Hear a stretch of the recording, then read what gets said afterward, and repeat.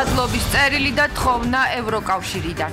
მადლობას გიხდით უმაღლეს დონეზე გამოხატული ერთგულებისთვის და უკვე გადადგმული ნაბიჯებისთვის, რათა არ მოხდეს ევროკავშირის მიერ რუსეთის მიმართ დაწესებული სანქციების გვერდის ავლა. რას წერს სალივანი ორმაგი დანიშნულების საქონელზე, რომლის რეექსპორტიც არ უნდა მოხდეს რუსეთში. ხელისუფლება იმდენად ეფექტიანი კონტროლის მექანიზმი შეიმუშავა, რომ არათუ საყვედური არ ჩნენია მათგან შექების მრავალი შემთხვევა და ახლა ეს ოფიციალურ წერილს. დასტური რომ საქართველოს აღებულ საერთაშორისო ვალდებულებებს ასრულებს. ორი გასროლა სანადირო თოფიდან. ტრაგედია მოხდა. მკვლელობა და მკვლელობის მცდელობა. თოფი ესროლა და ის რომ სახში შევარდა შეეხო საერთოდ და შეიძლება. მეგობარი მოკლულია ყოფილი ცოლი დაჭრილი. მუქრებოდა რომ მოკლავდა. უბრალოდ დაასწრო. რა მოხდა გვიან ღამით კახეთის სოფელ ძველანაგაში.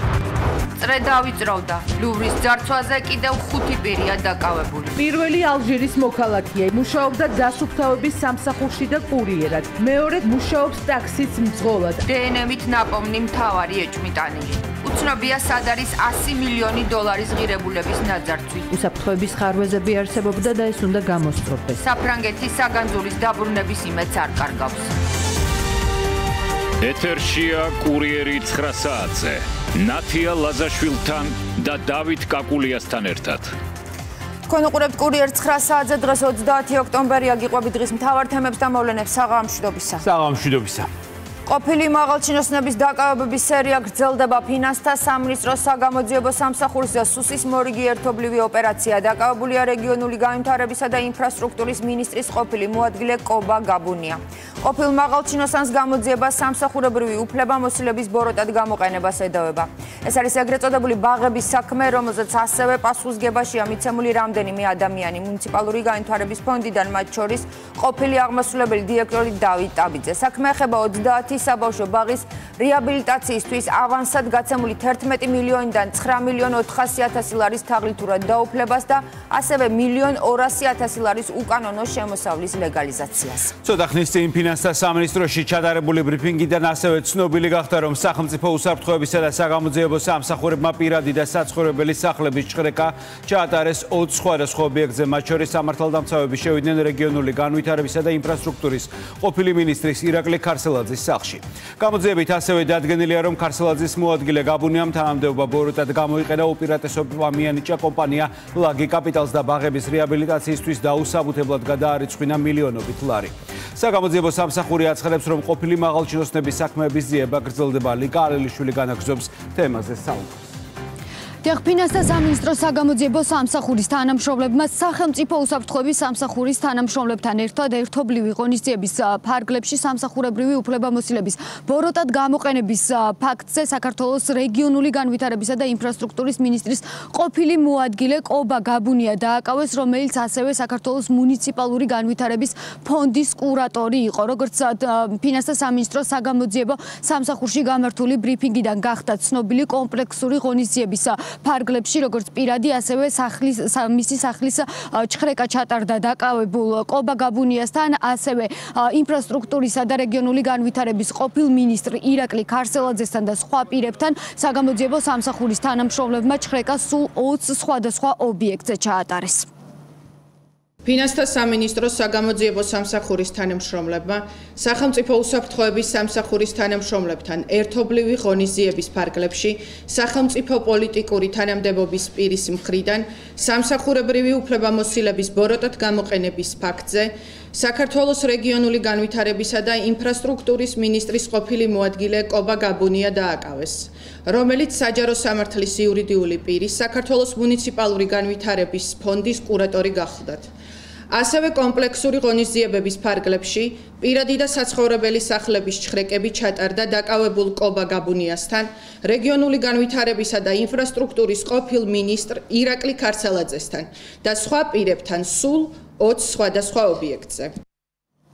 როგორც ცნობილია, გამოძიების შედეგად დაკავებული იყვნენ საქართველოს მუნიციპალური განვითარების ფონდის ყოფილი აღმასრულებელი დირექტორი დავით ტაბიძე, ასევე ამავე ფონდის პროექტის მენეჯერი და სამსახურის პროექტის მენეჯერიც, რომლებმაც გამოძიების ინფორმაციით გამოძიებასთან სრულად ითანამშრომლეს და მათ სასამართლომ აღკვეთის ღონისძიების სახით გირაოს გადახდა შეუფარდა.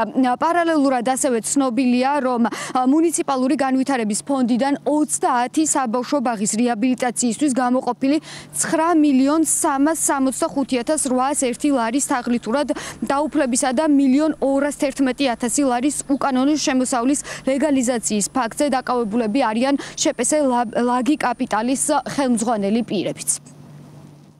როგორც უკვე ცნობილია, დაკავებულები იყვნენ საჯარო სამართლის იურიდიული პირი საქართველოს მუნიციპალური განვითარების ფონდის ყოფილი აღმასრულებელი დირექტორი დავით ტაბიძე, ფონდის პროგრამის მენეჯერი და ამავე სამსახურის პროექტის მენეჯერი, რომლებმაც სრულად ითანამშრომლეს გამოძიებასთან და მათ აღკვეთის ღონისძიების სახით სასამართლოს მიერ გირაო შეეფარდათ. საზოგადოებისთვის ასევე ცნობილია, რომ მუნიციპალური განვითარების ფონდიდან 30 საბავშვო ბაღის რეაბილიტაციისთვის გამოყოფილი 9.365.801 ლარის თაღლითურად დაუფლებისა და 1.211.000 ლარის უკანონო შემოსავლის ლეგალიზაციის ფაქტზე დაკავებულები არიან შპს ლაგი კაპიტალის ხელმძღვანელი პირები. გამოძიების მასალების მიხედვით შპს ლაგი კაპიტალის მიერ 2023 წლის ივლისიდან 2024 წლის მაისამდე პერიოდში ფონდში წარდგენილი ავანსის მოთხოვნები იყო დაუსაბუთებელი და მხოლოდ ნაწილობრივ უზრუნველყოფილი. დასახელებულმა პირებმა საქართველოს რეგიონული განვითარებისა და ინფრასტრუქტურის მინისტრის ყოფილი მოადგილის კობა გაბუნიას დავალებით სამსახურებრივი უფლებამოსილება ბოროტად გამოიყენეს და უპირატესობის მინიჭების მიზნით მიუხედავად იმისა, რომ კომპანიის მიერ 2023 წლის ივლისის თვეში მიღებული ავანსი არ იყო დახარჯული მიზნობრივად, 2023-2024 წლებში შპს ლაგი კაპიტალზე საბავშვო ბაღების რეაბილიტაციისთვის მაინც გასცეს 11.218.380 ლარის დაუსაბუთებელი ავანსი, საიდანაც შპს ლაგი კაპიტალის ხელმძღვანელი პირები თაღლითურად დაეუფლნენ 9.365.801 ლარს. გამოძიება საქართველოს სისხლის სამართლის კოდექსის 4 მუხლით მიმდინარეობს, რაც თავისუფლების აღკვეთას 9-დან 12 წლამდე ვადით ითვალისწინებს. გამოძიება ამ დრომდე გრძელდება, რაც იმას ნიშნავს, რომ არ არის გამორიცხული დაკავებულ პირთა წრე ისევ გაიზარდოს.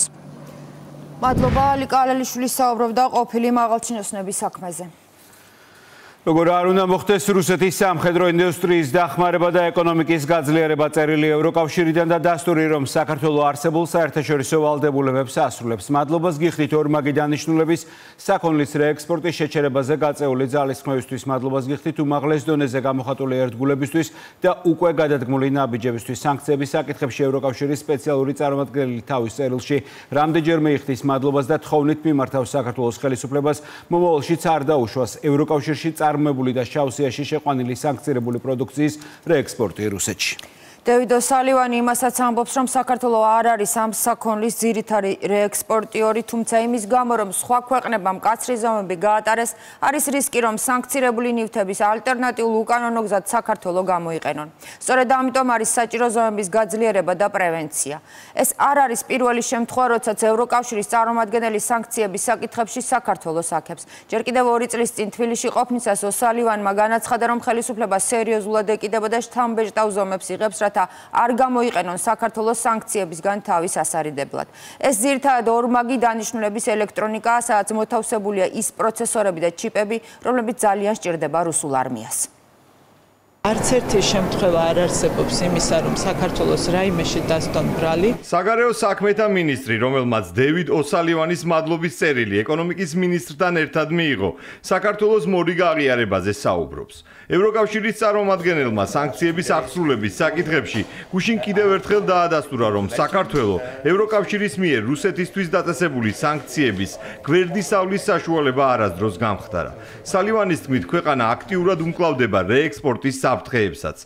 მაკაბოჭორიშვილის განცხადებით, ევროკავშირის აღიარება ოპოზიციისა და არასამთავრობოების მიერ წლების განმავლობაში წარმოებულ კამპანიას სრულად აბათილებს. 2022 წლიდანვე ჩვენ ხედავთ გამალებულ კამპანიას საქართველოს შავი ხვრელი ეგრეთ წოდებული, რომელშიც ჩართულები არიან საერთაშორისო აქტორები, ჩართულები არიან საქართველოში ოპოზიციის წარმომადგენლები, თუმცა ჩვენ ამას უპირისპირებთ ჩვენს ქმედებებს, ჩვენს ნაბიჯებს, ჩვენს თანამშრომლობას საერთაშორისო პარტნიორებთან, რის გამოც სწორედაც საქართველო იღებს მადლობას სწორედ იმ კეთილსინდისიერი დამოკიდებულებისადმი. დევიდ ოსალივანის წერილს ოპონენტების მხილებად აღიქვამს საქართველოს პრეზიდენტი.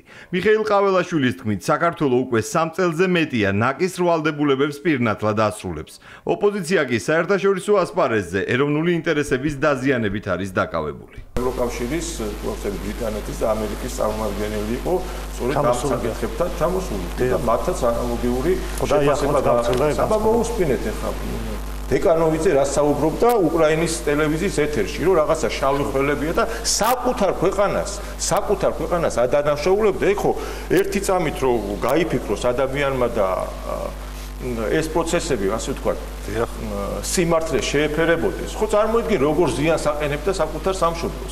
უკრაინაში ომის დაწყებიდან დღემდე NGO-ებისა და ოპოზიციის წარმომადგენლები საქართველოს ტერიტორიას რუსეთისთვის სანქციების გვერდის ავლის კორიდორად ასახელებდნენ. არქივი ასეთ არაერთ განცხადებას ინახავს. დიდი ალბათობით კომფორტით შეუძლებს სანქციებზე შემოსვლას ამ ადამიანებს. ვეხმარებით რუსებს, რუსულ კაპიტალს, რომ თავი დააღწიოს იზოლაციას და სანქციებს. ფაქტიურად ეს არის სანქციების გვერდის ავლის სატრანსპორტო ლოგისტიკური სქემა. არათუ საქართველოს აღებულობს ამ სანქციებს, ანუ პირიქით, არაპირდაპირებად ეხმარება რუსეთს ამ სანქციების გვერდისავლაში. ევროკავშირის აღიარების მიუხედავად, რიტორიკას ოპოზიციაში არც დღეს ცვლიან. ამბობენ, რომ საქართველოს მხრიდან სანქციების გვერდის ავლის მტკიცებულება მეზობელ ქვეყნებთან, მათ შორის სომხეთთან და აზერბაიჯანთან გაზრდილი სავაჭრო ბრუნვით დასტურდება. ჩვენ ხერხად ვხედავთ რუსეთის მოსაზღვრე ქვეყნებთან და იმ ქვეყნებთან, რომლებიც რუსეთთან დაახლოებული არის, ჩვენი ქვეყნის 1000% გაზრდილ ვაჭრობას, რაც მიანიშნებს მხოლოდ ერთ რამეზე, რომ იქ იმ პროდუქციის გატანა ხდება საქართველოსთან და ძირითადად რეექსპორტი ხდება ხო საქართველოში. მათ არაერთი გზავნილი და განცხადება აქვს მიღებული ჩვენი დასავლელი პარტნიორებისგან და უშუალოდ უკრაინული მხარისგან, რომ საქართველოს არაერთი გზის ყოფილა გამოყენებული რუსეთისთვის დადებული სანქციების გვერდის ავლის საშუალებად. ოპოზიციის განცხადებების მიღმა ბრიუსელის გავლენას ხედავს შალვა პაპუაშვილი. პარლამენტის სპიკერის თქმით, ერთის მხრივ ოფიციალური ბრიუსელის აღიარება, მეორე მხრივ კი საქართველოში დესტრუქციული ჯგუფების დაფინანსება წინააღმდეგობაში მოდის.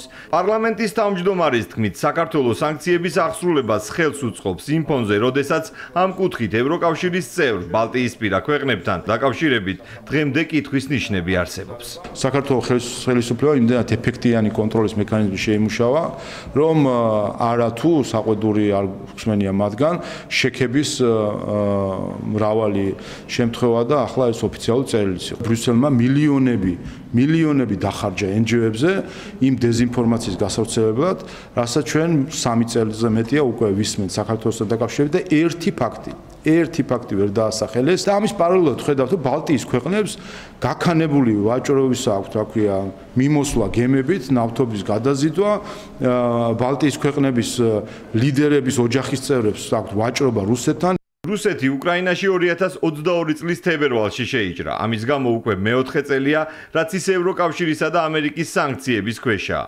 ამ დროის განმავლობაში დევიდ ოსალივანის მსგავსად, საქართველოს როგორც სანქციების აღსრულების პროცესში სანდო პარტნიორი შტატებისა და ბრიტანეთის უმაღლესმა წარმომადგენლებმაც აღიარეს. პროცესმა რუსთაველის 8 ნომრიდან გამსახურდიას 8 ნომერში გადაინაცვლა საკონსტიტუციო სარჩელი თბილისიდან ბათუმში უკვე ჩავიდა, რაც იმას ნიშნავს, რომ მალე 3 პარტიის აკრძალვის მოთხოვნის განხილვა დაიწყება. სარჩელს ხელსაწერს 88 დეპუტატი ქართული ოცნებიდან, ხალხის ძალიდან და ევროპელი სოციალისტებიდან. ითხოვენ ნაციონალური მოძრაობის ახლების და ლელოს კანონგარეშად გამოცხადებას. ჯერ საკონსტიტუციო სასამართლომ კანონით დადგენილ ვადაში უნდა შეამოწმოს, არის თუ არა დოკუმენტში ფორმალური უზუსტობები, თუ ყველაფერი წესრიგშია, რეგისტრირებული სარჩელი უკვე საკონსტიტუციო სასამართლოს თავმჯდომარეს წარედგინება. ამით ყველაფერი არ სრულდება მიღებულ სარჩელს საკონსტიტუციო სასამართლოს თავმჯდომარე ან ერთ-ერთ კოლეგიას გადასცემს ან პლენუმს, რომელზეც მოხსენებელი მოსამართლე და აინიშნება. მოსარჩელები დარწმუნებულები არიან, რომ სამი პოლიტიკური სუბიექტის აკრძალვის მოთხოვნა მტკიცებულებებით აქვთ გამყარებული და საქმეს მსვლელობა მიეცემა. გადაწყვეტილების გამოსატანად კი საკონსტიტუციო სასამართლოს 9 თვიანი ვადა აქვს. სამი მოსარჩელე პარტიას დღეს სიტყვიერად მეოთხედს და ემატა გახარიას გუნდი, რომელმაც ბოიკოტი 2 დღის წინ შეწყვიტა. დღეს ამბობს, რომ სამივე პარტიამ თავის საკუთარი ქმედებებით თავად აიკრძალა.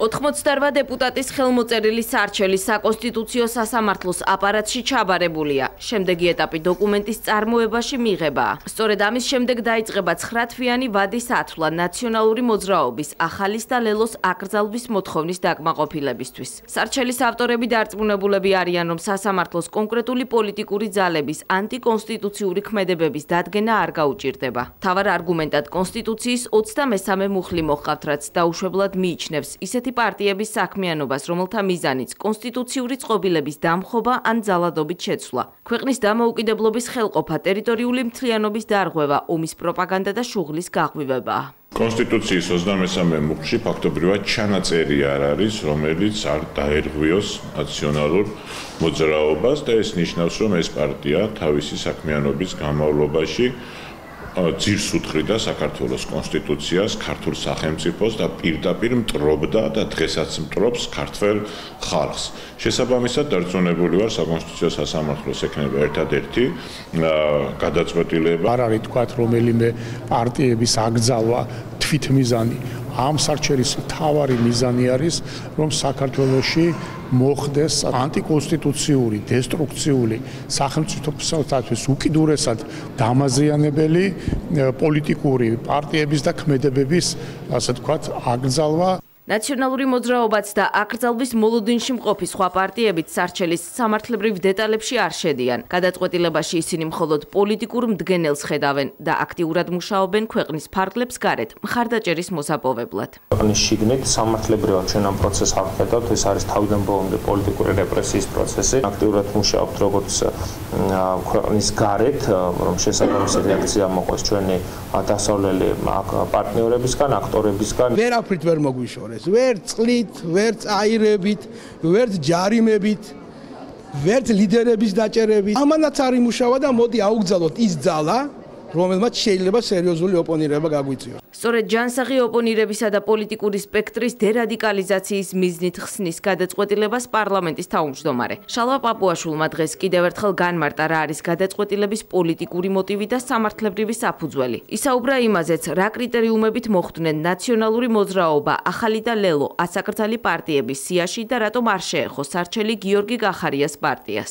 ნებისმიერ დემოკრატიის ვალდებულება რეაქცია რადიკალიზმზე, შედეგი იქნება დერადიკალიზაცია. ამდენად მყარი არის სამართლებრივი არგუმენტები პარტიის არაკონსტიტუციურობასთან დაკავშირებით. აუცილებელი ასევე ერთ-ერთი პირობა არის, რომ ის რეალურ საფრთხეს უქმნიდეს კონსტიტუციურ წყობილებას და ერთკაციანი მარგინალური de facto თუ უბრალოდ ქაღალდზე არსებული პარტიები, რა თქმა უნდა, ამ საფრთხეს არ უქმნიან. ამიტომ ასე განისაზღვრა პარტიები, რაც შეეხება გახარიას პარტიას, მოგახსენეთ, რომ მან პირველ კრიტერიუმშივე რაც შეეხება სამართლებრივ არგუმენტს, თავს უშველა იმით, რომ შემოვიდა პარლამენტში. გახარიას პარტიაში ერთის მხრივ აღიარებენ, რომ ცდილობდნენ უმრავლესობისთვის არ მიეცათ მიზეზი სარჩელში მოსახვედრად, მეორეს მხრივ კი აცხადებენ, რომ პარლამენტში შესვლა მათი თანმიმდევრული პოლიტიკის შედეგი იყო, განსხვავებით იმ პარტიებისგან, რომლებიც ბოიკოტის რეჟიმში დარჩნენ. ჩვენი პარლამენტში შემოსვლა განაპირობა იმან, რომ 4 ოქტომბერს ჩვენ ვიხილეთ სრულიად უპასუხისმგებლო პროვოკაცია. ამ პარტიებმა, რასაც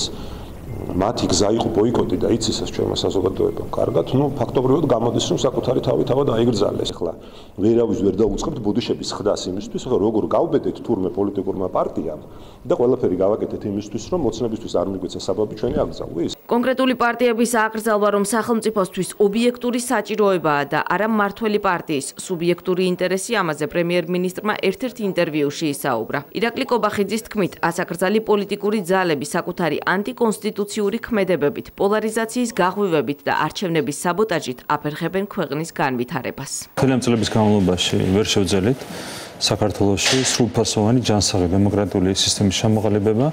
სწორედ ამ რადიკალიზმის გამო, რომელსაც აღვივებენ კონკრეტული პოლიტიკური ძალები, ესენი არიან ის პოლიტიკური ძალები, რომლებიც მოქმედებენ გარეძალების კარნახით, რადიკალიზმის პირობებში, რა თქმა უნდა, ვერც ერთ ქვეყანაში ვერ შედგება ჯანსაღი დემოკრატიული სისტემა. წარმოიდგინეთ ამ წლების განმავლობაში რევოლუციის მოწყობის 5 მცდელობა. მაგრამ ეს რადიკალიზმი, რა თქმა უნდა, არ გვაძლევს მაქსიმალური შედეგების მიღწევის საშუალებას. ამიტომ ქვეყანა უნდა დავასვენოთ. ეგრეთ წოდებული კოლექტიური ნაციონალური მოძრაობის გასამართლება მართველი პარტიის წინა საარჩევნო დაპირება იყო, რომლის შესრულებაც ქართულმა ოცნებამ პარლამენტში საგამოძიებო კომისიის შექმნით დაიწყო. სწორედ კომისიის 450 გვერდიან დასკვნას ეფუძნება დოკუმენტი, რომელიც უკვე საკონსტიტუციო სასამართლოშია.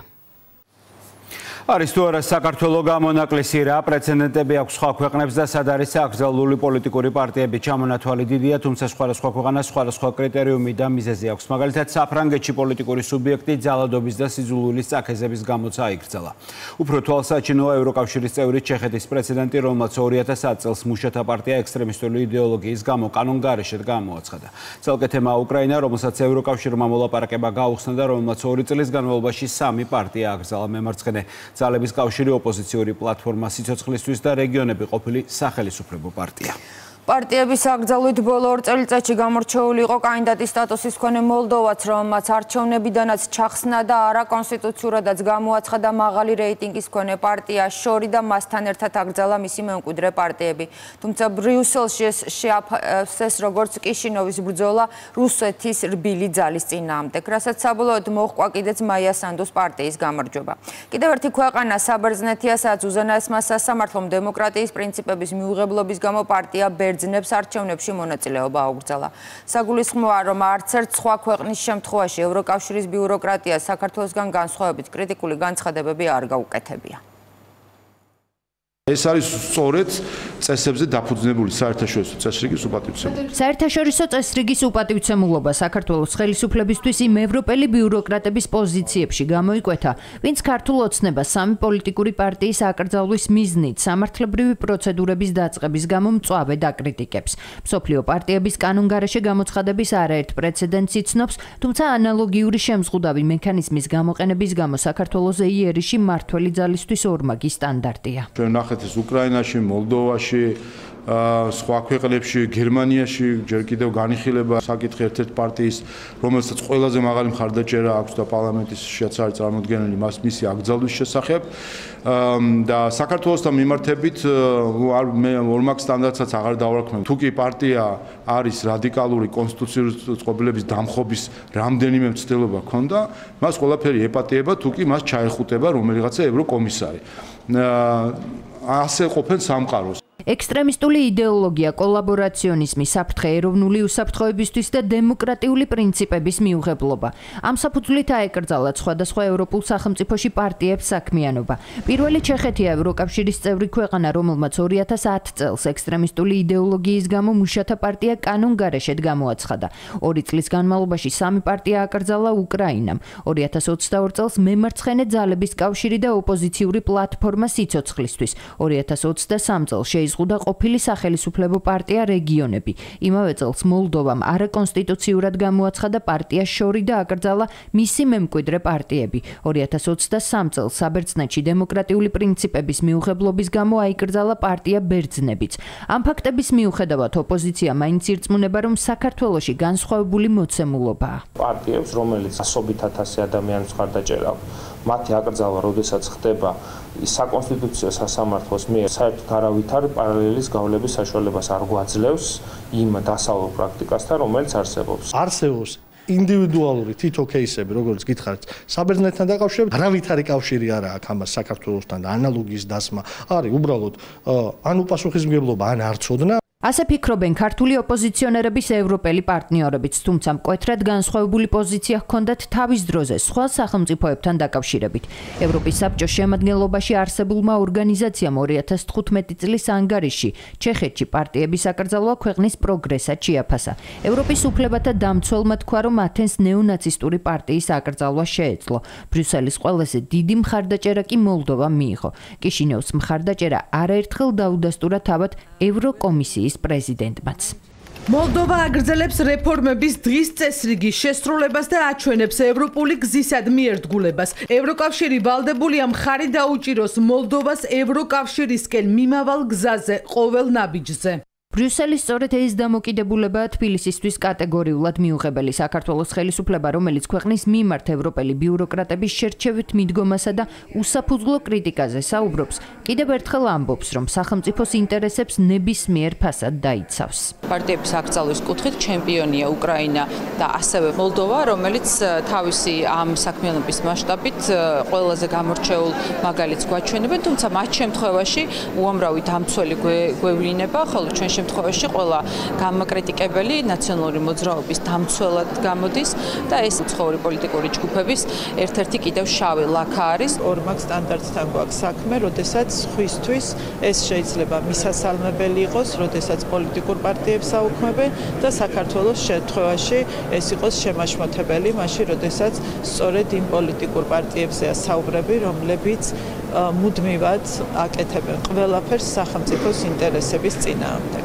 ბრიუსელის კრიტიკა მიუღებელია პრემიერ-მინისტრისთვის. მთავრობის მეთაურმა ევროპელ ბიუროკრატებს კიდევ ერთხელ შეახსენა, რომ საქართველოში გადაწყვეტილებები სამართლებრივი საფუძვლით მიიღება. როდესაც სამართლებრივად გინდება, რომ თავისი არსით კონკრეტული პოლიტიკური პარტიები არიან დაპირისპირებული დემოკრატიის იდეასთან, მაშინ ჩდება უკვე სამართლებრივი პასუხისმგებლობა და პოლიტიკური პასუხისმგებლობაც, რომ მიიღოს ზომები არადემოკრატიული, არაკონსტიტუციური პოლიტიკური პარტიების წინააღმდეგ. მარტივად ამ შემთხვევაში ისპეკულირა ევროკომისიის პრესპიკერმა, ხო? ეს რო იყო შიშის გამოხატულება, მაშინ გამოდის, რომ ყველა ევროპული ქვეყანა არის მშიშარა და ამიტომ უწერიათ პარტიის აკრძალვის მექანიზმი კონსტიტუციებში. სამი პოლიტიკური პარტიის სამართლებრივი პასუხისმგებლობის საკითხზე მსჯელობა მალე საკონსტიტუციო სასამართლოში დაიწყება, რომელმაც 9 თვეში უნდა გადაწყვიტოს, კრძალავს თუ არა ნაციონალურ მოძრაობას, ახალსა და ლელოს.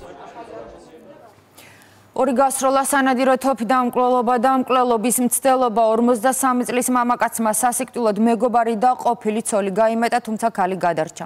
ნათია კანდელაკაშვილი საავადმყოფოში მძიმე მდგომარეობაში იმყოფება, თემურ ღვედაშვილი კი ადგილზე გარდაიცვალა.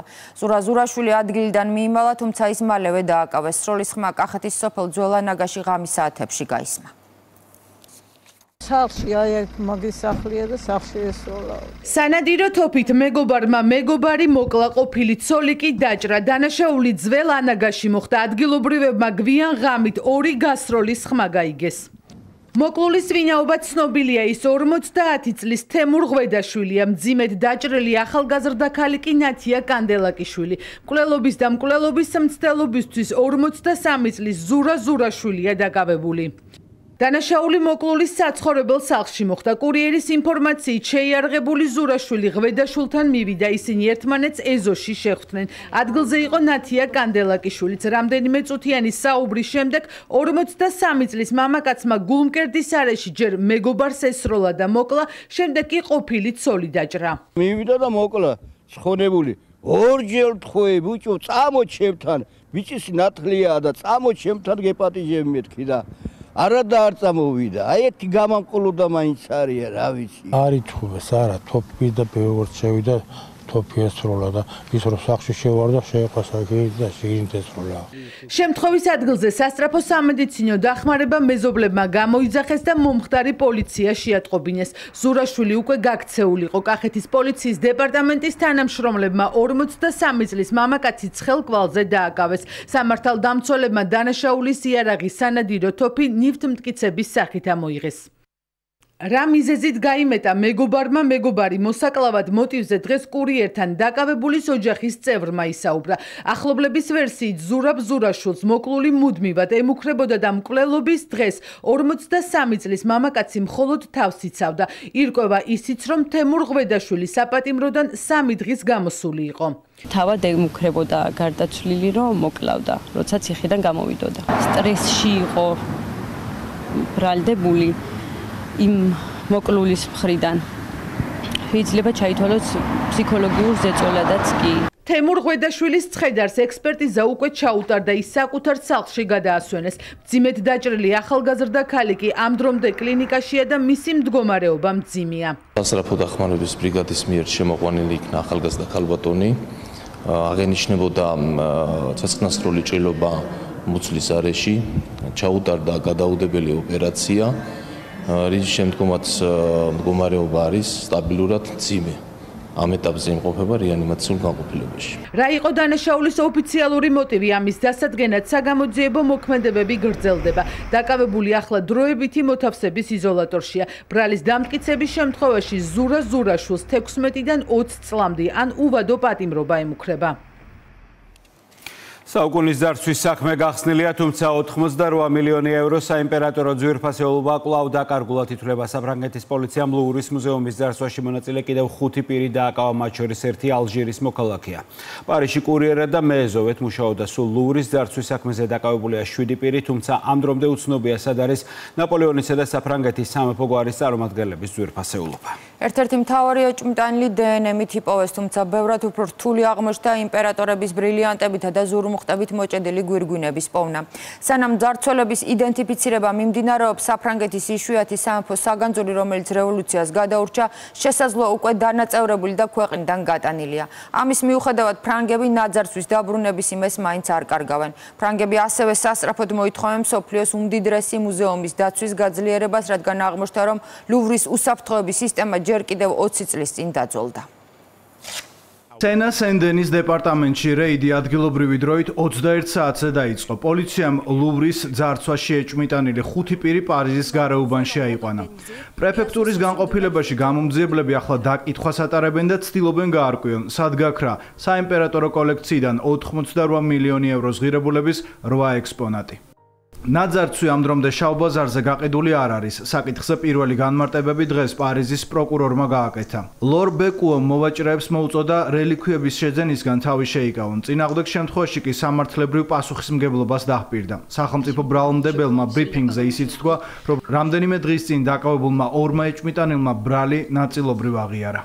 მინდა ვთქვა, რომ ეს გამოძიება მითოლოგიური არიადნეს ჯადოსნური ძაფის გორგალია. ბრალდებულია ორი მამაკაცი. არსებობს ეჭვი, რომ სწორედ ისინი შევიდნენ აპოლონის გალერეაში მოსაპარად. პირველი ალჟირის მოქალაქეა, ის საფრანგეთში 2010 წლიდან ცხოვრობს. მუშაობდა დასუფთავების სამსახურში და კურიერად. მეორე ცხოვრობს ობერვილიეში, სადაც დაიბადა. მუშაობს ტაქსის მძღოლად, ასევე კურიერად. მისი დნმ-ის კვალი აღმოჩენილი იყო ერთ-ერთ გატეხილ ვიტრინაზე. დანაშაულის ადგილზე მიმდინარე საგამოძიებო მოქმედებების პარალელურად გრძელდება ეჭვმიტანილების დაკითხვაც. პროკურატურა არც იმას გამორიცხავს, რომ კრიმინალურ საქმეში უფრო დიდი ჯგუფი მონაწილეობდა. მათ შორის ის პირები, ვინც შესაძლოა ძარცვა შეუკვეთეს და ოპერაცია დაგეგმეს. ცნობილია, რომ დაკავებულებს, რომელთა ვინაობა არ საჯარავდება, ბრალდებათ ორგანიზებული ქურდობა და კრიმინალური შეთქმულება.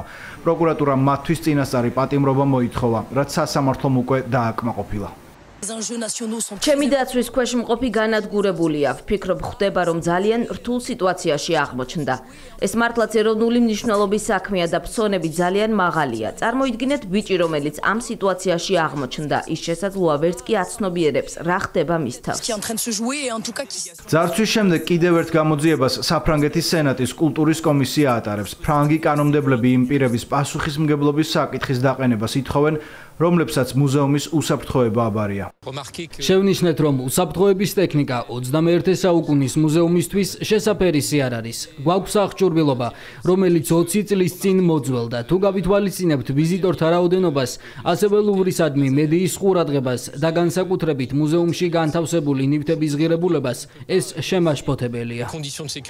ლუვრის უსაფრთხოებასთან დაკავშირებული შეკითხვების ერთ-ერთი მთავარი ადრესატია საფრანგეთის კულტურის მინისტრიც. რაშიდა დატიმ პირობა დადო, რომ ადმინისტრაციული გამოძიების დასკვნებს უახლოეს მომავალში გაასაჯაროებს. ეს წარუმატებლობა ყველასთვის, მათ შორის ლუვრის მუზეუმისთვისაც. უსაფრთხოების ხარვეზები არსებობდა და ეს უნდა გამოსწორდეს. ყველაფერი გამჭვირვალეა, ვიღებ ყველა საჭირო ზომას.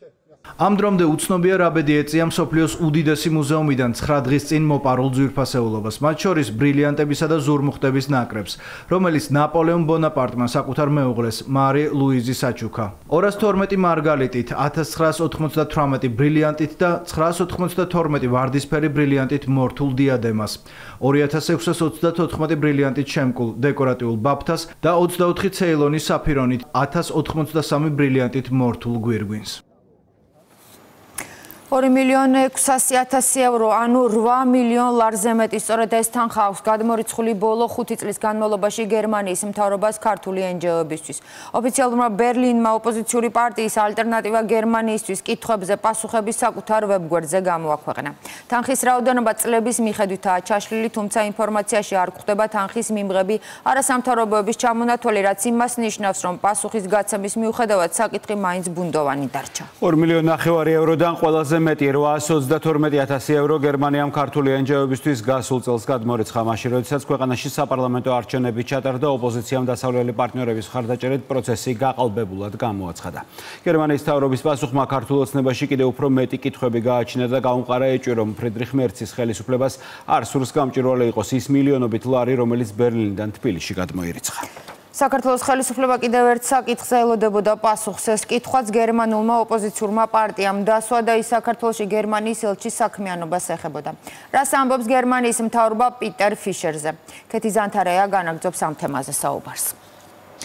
ოფიციალური ბერლინის პოზიცია სულ ცოტა ხნის წინ გახდა ცნობილი. შეგახსენებთ, რომ საქართველოში გერმანიის ელჩი კონსულტაციისთვის საკუთარ სამშობლოში რამდენიმე კვირის წინ გაიწვიეს. ამ დოკუმენტში, რომელიც ცოტა ხნის წინ გასაჯაროვდა, საუბარი არის სწორედ იმ კითხვებთან დაკავშირებით, რომელიც ჰქონდა საკუთარ მთავრობასთან პარტია ალტერნატივა გერმანიისთვის წევრებს. ეს კითხვები ძირითადად შეეხებოდა იმას, რა ურთიერთობა და კავშირები ჰქონდა პიტერ ფიშერს ოპოზიციონერ პოლიტიკოსებთან. ერთ-ერთი კითხვა ეხებოდა იმას, ნამდვილად იქირავა თუ არა გერმანელმა დიპლომატმა მამუკა ხაზარაძისგან უძრავი ქონება, რაზეც გერმანიის მთავრობა აცხადებს, რომ ეს არ შეესაბამება სიმართლეს.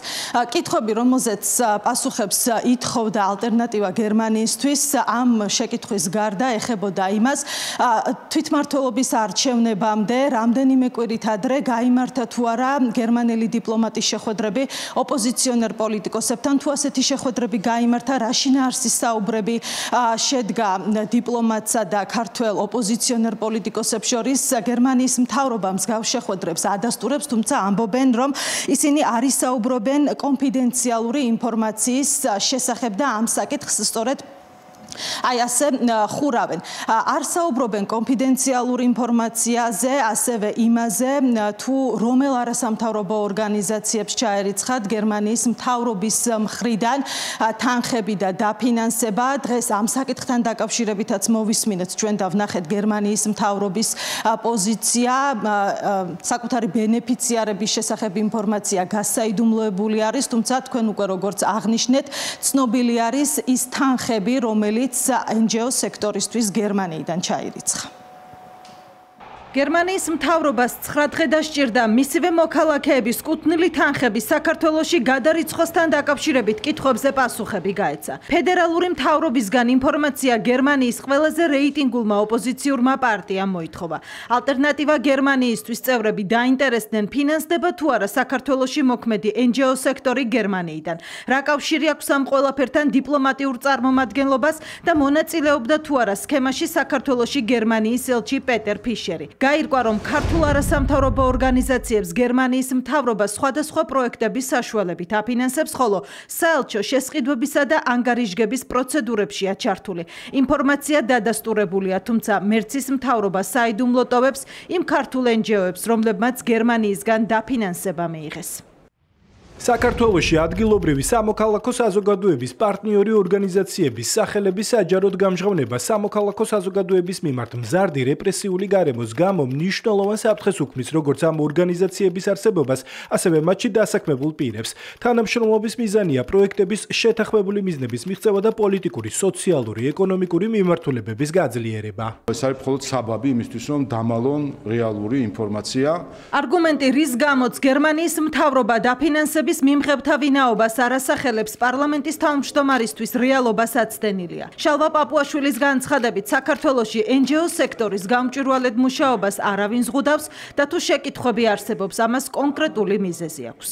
საარჩევნო წელს 2024 წელს რეკორდული რაოდენობით თანხა დაიხარჯა გერმანული ბიუჯეტიდან ქართულ NGO-ებზე და რა გააკეთეს ქართულმა NGO-ებმა შარშან არჩევნებისას ყველამ დავინახეთ. ეს იყო საარჩევნო კამპანიაში პირდაპირ ჩართულობა ამ NGO-ების, ეს იყო საარჩევნო თაღლითობა ის ფედის და მსგავსი სადამკვირვებლო ეგრეთ წოდებული ორგანიზაციების მხრიდან და ეს იყო არჩევნების შემდეგ რევოლუციის და დამხობის მონაწილეობა და საქართველოს პარლამენტზე შტურმი. დაფინანსების მიმღებთა ვინაობა არ საჯაროვდება, თუმცა გერმანიის მთავრობა იმ თანხას ასახელებს, რაც წლების განმავლობაში საქართველოში მოქმედი NGO-ებისთვის აქვთ გადარიცხული. 2020 წლიდან 2025 წლის ჩათვლით ფინანსურმა ტრანზაქციამ 2 მილიონ ევროს გადააჭარბა. ყველაზე მეტი კი 2024 წელსაა გაცემული. წლების მიხედვით გაცემული თანხები ასე გამოიყურება. 2020 წელს გადარიცხულია 360.000-ზე მეტი евро. 2021 წელს 400.000-ზე მეტი, 2022 წელს 300.000-მდე, 2023 წელს 9 მილიონზე მეტი евро და 2024 წელს თითქმის მილიონი евро. 2025 წელს კი 150.000 ევროზე მეტი. კიდევ უფრო მეტ კითხვას ბადებს ის პასუხები, რაც გაეცა გერმანიის ხელისუფლების მხრიდან საქართველოში დაფინანსების საკითხებს. ნახევრად გასაჯაროვებულმა პასუხებმა აღმასრულებელ ხელისუფლებაში მეტი კითხვა გააჩინა. საგარეო საქმეთა მინისტრის განცხადებით, გერმანიის მთავრობის დამოკიდებულება აჩვენებს, რომ გამჭვირვალობის აუცილებლობა არა მარტო საქართველოს, არამედ სხვა ქვეყნებსაც სჭირდებათ. გამჭვირვალობა, რომელზეც ჩვენ ასე ვსაუბრობთ, სჭირდება არა მარტო ჩვენ საზოგადოებას, როგორც ჩანს, სჭირდება გერმანულ საზოგადოებასაც და სხვა საზოგადოებებსაც, რომელთა გადამხდელის გადასახადით რეალურად საქართველოში ფინანსდება ისეთი საქმიანობები, რომელიც არ ითქმის. დაფინანსების გამჭვირვალობა, რომ აუცილებელია, ამას ოპოზიციაც აღიარებს, თუმცა ამბობენ, რომ არის გამონაკლისები და სწორედ ამიტომ გერმანიის მთავრობის პოზიციაში პრობლემას ვერ ხედავენ. არსებობს სხვადასხვა სახის დაშვება. პირველი არის ის, რომ რიგი საკითხების არის კონფიდენციალური, დიახ, როდესაც სხვადასხვა სახის დახმარების გაწევა ხდება. ჩვენთვის მნიშვნელოვანია ვიცოდეთ, რა თქმა უნდა, რომელ არასამთავრობო ორგანიზაციებს აფინანსებს ნებისმიერი ქვეყანა. არ აქვს მნიშვნელობა. რა თქმა უნდა, მნიშვნელოვანია. ოფიციალური ბერლინის დამოკიდებულება ქართული ოცნებისთვის დადასტურებაა, რომ მათ არ სურთ ფინანსების გამჭვირვალობა, რაც საქართველოში გამჭვირვალობის კანონის მიღების საფუძველი გახდა. ჩვენ შეგვიძლია ვივარაუდოთ, რომ სწორედ ეს ის თანხები არის, რომელიც თავის დროზე ამერიკის შეერთებული შტატებიდან USAID-ის და NED-ის მეშვეობით აქ ეგრეთ წოდებული ფერადი რევოლუციებისა და უკიდურესი მემარცხენე იდეოლოგიის დამკვიდრებას ემსახურებოდა. დღეს ეს, რო იტყვიან, დროშა ევროპის ხელში არის. ოპოზიციურმა პარტიამ ალტერნატივა გერმანიისთვის ფედერალურ მთავრობას გერმანიის ხელისუფლების მიერ ქართულ არასამთავრობო სექტორზე გაცემულ დაფინანსებასთან დაკავშირებით შეკითხვებით 22 ოქტომბერს მიმართა. უზბეკეთის ისტორიულ ქალაქ სამარყანდში იუნესკოს გენერალური 53 კონფერენცია გაიხსნა, რომელსაც გაეროს განათლების, მეცნიერებისა და კულტურის ორგანიზაციის 200-მდე წევრი სახელმწიფოსა და 12 ასოცირებული ქვეყნის 3000-მდე დელეგატი ესწრება. მათ შორის არის საქართველოს დელეგაციაც საგარეო საქმეთა მინისტრის ხელმძღვანელობით კონფერენციის მონაწილეების მაკა ბოჭორიშვილი სიტყვით ხვალ მიმართავს და ამავე დღეს ოფიციალურად გახსნის ქართულ კუთხეს. სამარყანდში დაგეგმილია სხვა ღონისძიებებიც, რომელთა მიზანიც ქართული კულტურის პოპულარიზაციაა. გენერალური კონფერენციის ფარგლებში ასევე დაგეგმილია პანელური დისკუსიები და საგარეო საქმეთა მინისტრის შეხვედრები კოლეგებთან. რა თემებს შეეხება მაკა ბოჭორიშვილის სიტყვით გამოსვლისას და რაზე გააკეთებს აქცენტს სამარყანდიდან პირდაპირ ეთერში ლევან ფანცხავა ისაუბრებს. დიახ, ქალაქ სამარყანდში იუნესკოს 53 სესიის ფარგლებში დილით გაიხსნება დებატები. მაკა ბოჭორიშვილი წარსდგება 194 ქვეყნის 3000-ზე მეტი დელეგატის წინაშე და როგორც საგარეო საქმეთა მინისტრი ამბობს, ის მთავარ აქცენტებს გააკეთებს ჩვენი ქვეყნის პრიორიტეტებზე და იმ საკითხებზე, რომელიც სწორედ იუნესკოს მიმართულებით მუშაობას უკავშირდება. ეს არის კულტურული მემკვიდრეობის ძეგლების საკითხი და განათლების სფერო. მაკა ბოჭორიშვილის განცხადებით ეს არის კარგი შანსი იმისთვის, რომ საერთაშორისო თანამეგობრობამ კიდევ უფრო ახლოდან დაინახოს ჩვენი ქვეყნის ისტორია და გაეცნოს ჩვენს კულტურას. ასევე დაგეგმილია გამოფენები, კულტურული სანახაობები და ქართული ცეკვა, სიმღერა და ღვინის დაგემოვნება. საღამოს კი არის დაგეგმილი ასევე მიღება. მაკა ბოჭორიშვილი ორ მხრივ შეხვედრებსაც მართავს, ის უკვე შეხვდა უზბეკეთის საგარეო საქმეთა მინისტრს და ასევე ხვალიდან დაგეგმილია სხვადასხვა ქვეყნების საგარეო საქმეთა მინისტრებთან შეხვედრები, სადაც ორმხრივი ურთიერთობების საკითხები განიხილება.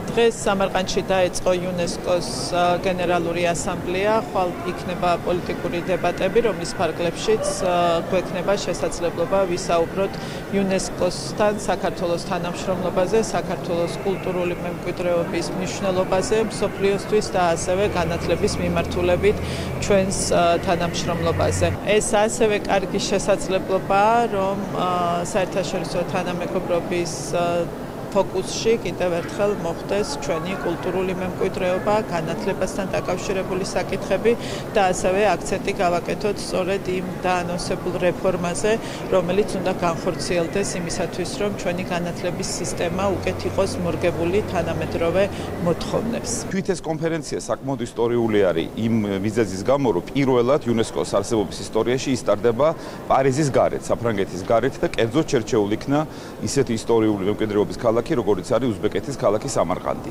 კონფერენციის ფარგლებში ჩვენ ვაპირებთ გავმართოთ კულტურული ღონისძიება, ისეთი როგორც გამოფენა, ასევე ქართული ხალხური სიმღერის ანსამბლი ბასიანი წარდგება მაყურებლის წინაშე და ეს ყველაფერი ძალზე საინტერესო იქნება მონაწილე ქვეყნებისათვის, როგორც მოგეხსენებათ, ფაქტიურად მთელი მსოფლიო წარმოდგენილი და იუნესკოს ყურადღება მიპყრობილია სამარყანდისკენ. პარიზის შემდეგ სამარყანდი ეს არის ისტორიაში პირველი შემთხვევა, როდესაც იუნესკოს კონფერენცია სწორედ საფრანგეთის საზღვრებს გარეთ იმართება. მადლობა, ეს იყო ლევან ფანცხავა სამარყანდიდან, სადაც იუნესკოს გლობალური ფორუმი მიმდინარეობს. საქართველოს პრემიერ-მინისტრი ჩინეთის სახალხო რესპუბლიკის სახელმწიფო საბჭოს პრემიერმა ჩინეთის იმპორტის საერთაშორისო გამოფენის გახსნის ცერემონიაზე მიიწვია. ლიციანის წერილი თბილისში ჩინეთის მთავრობის სახელით მოვიდა. გამოფენა 5 ნოემბერს შანხაიში გაიმართება. ირაკლი კობახიძისთვის განკუთვნილ წერილში ლიციანი ხაზს უსვამს ჩინეთს საქართველოს მეგობრულ და პარტნიორულ ურთიერთობებს, რომლებიც წნდობაზეა აგებული. წერილში ასევე ხაზგასმულია ორი ქვეყნის სტრატეგიული ურთიერთობების ზრდის ტემპი და ერთი სარტყელი ერთი გზის ინიციატივის ფარგლებში არსებული თანამშრომლობა, რომელმაც შედეგები უკვე გამოიღო.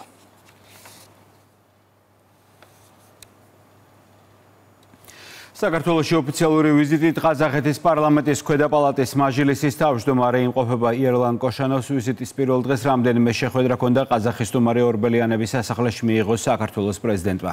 მიხეილ ყაველაშვილმა იერლან კოშანოვთან საქართველოსა და ყაზახეთს შორის არსებულ მეგობრულ კავშირებსა და თანამშრომლობაზე ისაუბრა. შეხვედრაზე აღინიშნა, რომ ქვეყნები სტაბილური სავაჭრო პარტნიორები არიან და ბოლო პერიოდში ორმხრივი სავაჭრო ბრუნვა სწრაფი ტემპით იზრდება. ნომა შეხვედრა პრემიერ-მინისტრთან გამართა. მთავრობის ადმინისტრაციაში გამართულ შეხვედრაზე საუბარი შეეხო სხვადასხვა სფეროში პარტნიორობას, ასევე ყურადღება გამახვილდა სავაჭრო-ეკონომიკური კავშირების მზარდ დინამიკაზე და სატრანსპორტო ლოგისტიკურ სფეროში თანამშრომლობაზე. საუბრის ერთ-ერთი მთავარი თემა ასევე შუა დერეფნის პროექტი იყო. დილით კი კოშანოვი პარლამენტში იმყოფებოდა, სადაც კოლეგა შალვა პაპუაშვილმა უმასპინძლა განიხილეს საპარლამენტო კავშირების შემდგომი გაძლიერების შესაძლებლობები. ამ კუთხით დადებითად შეაფასეს ოფიციალური ვიზიტის ფარგლებში პარლამენტებს შორის თანამშრომლობის მემორანდუმის გაფორმება, ყურადღება გამახვილდა სექტორულ კომიტეტებსა და აპარატებს შორის თანამშრომლობის გაღრმავებაზეც. ხელი მოვაწერეთ ჩვენს პარლამენტს შორის თანამშრომლობის მემორანდუმს, რომელიც ითვალისწინებს როგორც პარლამენტის კომიტეტებს შორის, მეგობრობის ჯგუფებს შორის აქტიურ თანამშრომლობას იმ ძირითად საკითხებზე, რომელიც ჩვენი ქვეყნების თანამშრომლობის ერთ-ერთი მთავარი ღერძია, როგორც არის შუა დერეფანი, ასევე კულტურული მიმართულებით თანამშრომლობა და თანამშრომლობთ ასევე პარლამენტის აპარატებს შორის გამოცდილების გაზიარების მხრივ. 64 მუნიციპალიტეტი და 64 საკრებულო 4 ოქტომბერს არჩეული საკრებულოების პირველი სხდომები დღეს პირველად ჩატარდა. მერვე მოწვევის თბილისის საკრებულოს პირველი სხდომა ცესკოს თავმჯდომარემ გიორგი კალანდარიშვილმა გახსნა. რეგიონებში კი საოლქო საარჩევნო კომისიების ხელმძღვანელებმა. დღევანდელ სხდომებზე ძირითადად საორგანიზაციო საკითხები განიხილეს. აირჩიეს საკრებულოების თავმჯდომარეები, მოადგილეები, დაკომპლექტა ფრაქციები და კომისიები. 64-ვე მუნიციპალიტეტში ქართული ოცნება დიდი უმრავლესობითაა წარმოდგენილი. ოპოზიციას კი საკრებულოებში თითო-თითო ან მაქსიმუმ 5 მანდატი აქვს. აქვს პატივი კანონით მინიჭებული უფლებამოსილების შესაბამისად თბილისის მუნიციპალიტეტის ახალი მოწვევის საკრებულოს პირველი სხდომა გახსნილად გამოვაცხადო. თვითმმართველ ორგანოში შეკრება საკრებულოს წევრებმა დილიდან დაიწყეს. პირველი სხდომა ცენტრალური საარჩევნო კომისიის ხელმძღვანელმა გახსნა და სხდომის წარმართვისთვის საკრებულოს უხუცესი წევრი მიიწვია. დღის წესრიგით გათვალისწინებული პირველი საკითხი საკრებულოს თავმჯდომარის არჩევა იყო. ზურა აბაშიძე თვითმმართველ ორგანოს მომდევნო 4 წლის განმავლობაში უხელმძღვანელებს. ჩვენ გვაქვს გაცემული ძალიან ბევრი დაპირება ჩვენი მოქალაქეებისათვის. და სწორედ ეს მომდევნო 4 წელიწადი გვჭირდება იმისათვის, რომ ჩვენის მიმართულებები, ის პროგრამები, ის დაპირებები, რომელიც არაერთი გზის იყო გაცემული, ჩვენ ყველამ ერთად შევასრულოთ და ჩვენ პირნათელი წავდგეთ ჩვენი მოქალაქეების წინაშე. მერვე მოწვევის საკრებულოში 4 პოლიტიკური პარტიის 50 დეპუტატია წარმოდგენილი.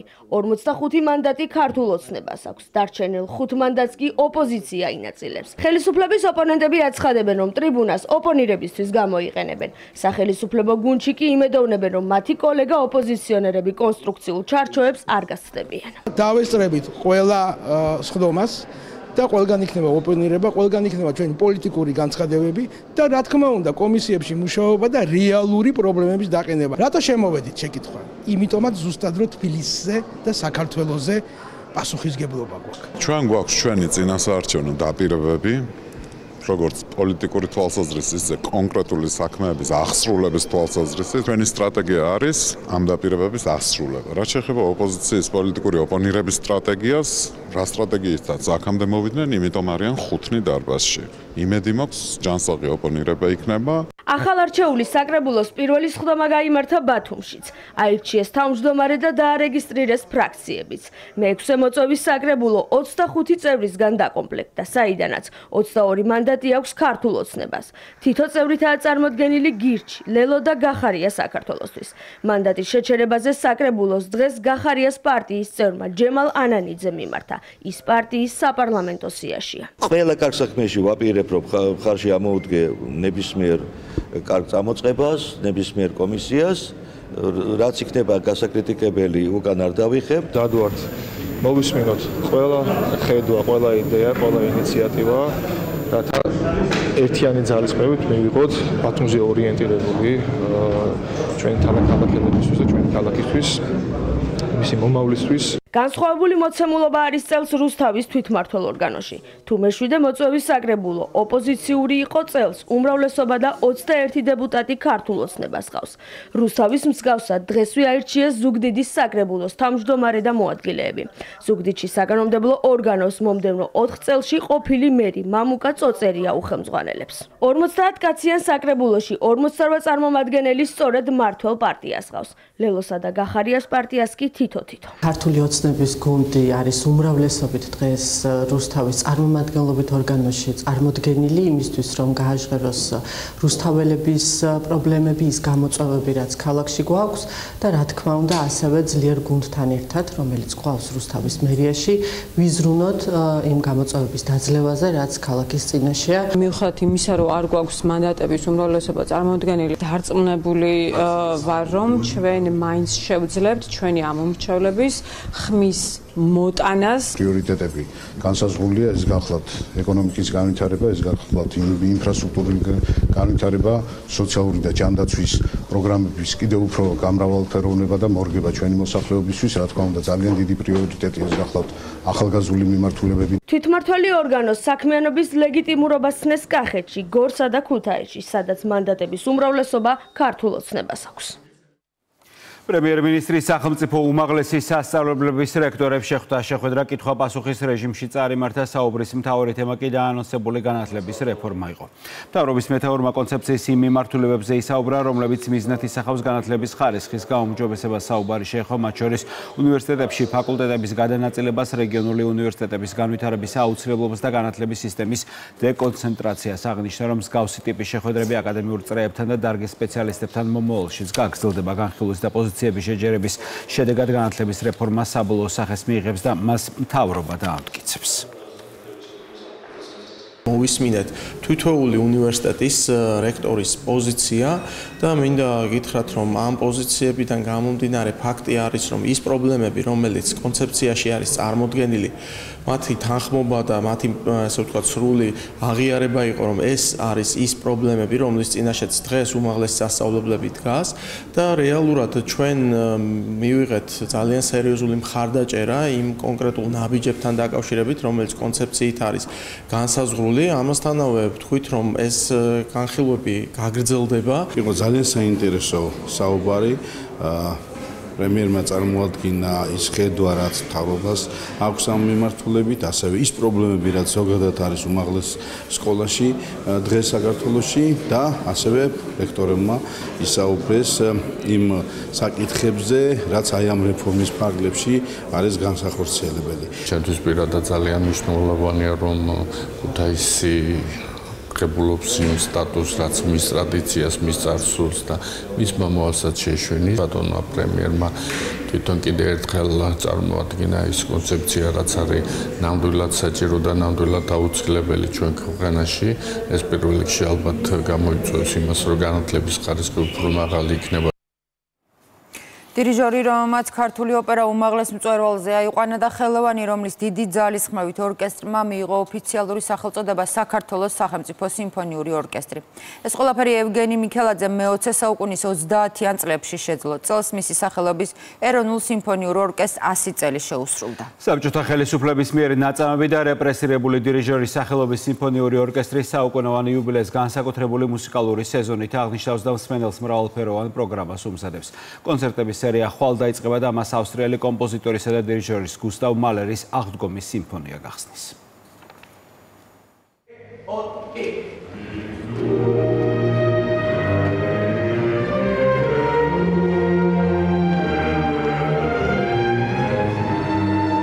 ერთი საუკუნე დაუვიწყარი ჟღერადობა და წარუშლელი კვალი ქართული მუსიკის ისტორიაში.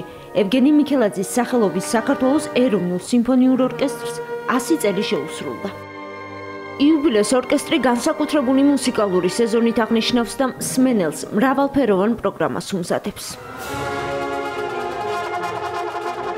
სიკვდილისა და სულიერი აღორძინების მუსიკალური სიმბოლო, აღდგომის სიმფონია, სწორედ ავსტრიელი კომპოზიტორისა და დირიჟორის გუსტავ მალერის ნაწარმოებით გაიხსნება საიუბილეო კონცერტების ციკლი. სადირიჟორო პულტთან ახლად არჩეული მთავარი დირიჟორი კახი სოლომნიშვილი დადგება. 31 ოქტომბერს შევასრულებთ მალერის მეორე სიმფონიას, ამით გავხსნით საიუბილეო სეზონს. მინდა აღვნიშნო, რომ ეს სიმფონია ძალიან იშვიათად სრულდება თავისი მასშტაბებიდან და სირთულიდან გამომდინარე და ძალიან ბედნიერი ვარ, რომ ორკესტრი არაჩვეულებრივად მუშაობდა ეს სარეპეტიციო პერიოდი და ჩემთვის ეს უდიდესი პატივი და ბედნიერებაა მთავარი დირიჟორის რანგში მოვევლინები მათ და მათ შევუერთდები ამ დიდ გზაზე და უღრმესი მადლობა პირველ რიგში მათ დობისთვის. კლასიკური მუსიკის საღამოები ეროვნული სიმფონიური ორკესტრის აუდიტორიაში ჩატარდება. მასში მონაწილეობას ცნობილი ქართველი და უცხოელი დირიჟორები და სოლისტები მიიღებენ. სეზონს ორკესტრთან ერთად სახელგანთქმული საოპერო შემსრულებლები, მათ შორის იტალიაში მოღვაწე ქართველი სოპრანო იანო თამარი და მეცო-სოპრანო ნატალია ქუთათელაძე გახსნიან. ძალიან ბედნიერი ვარ, რომ ამ საღამოს მომეცა საშუალება, რომ მივიღო მონაწილეობა. ეს არის მეტად მნიშვნელოვანი 100 წლის თავისი იუბილე. და ნამდვილად ვუსურვებ, რომ მეორე მრავალი წარმატება ამ ორკესტრს და მრავალი წელი კიდე აღნიშნოს შესანიშნავი სამოღვაწეო იუბილეები.